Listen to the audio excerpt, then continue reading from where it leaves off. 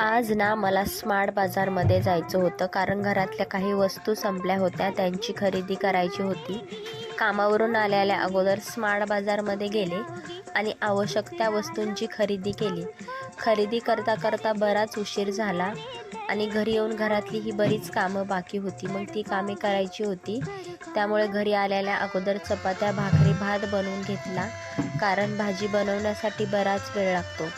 भाजी बनवण्यासाठी आवश्यक ती काहीच साहित्य नव्हती, फक्त कांदा, टमॅटो आणि पनीरच अवेलेबल होतं. मग काय, कांदा टमॅटोची पेस्ट करून घेतली आणि तेलामध्ये छान स्लो गॅसवरती तेल सुटेपर्यंत परतून घेतली आणि त्याच्यामध्ये घरामध्ये असणारे सर्व मसाले टाकले आणि तेही छान एकजीव होईपर्यंत परतून घेतले आणि शेवटी त्याच्यामध्ये पनीर कट करून घातलं आणि प्रमाणातच पाणी टाकून 10-15 मिनटं स्लो गॅसवर शिजवून घेतलं. भाजी खूप छान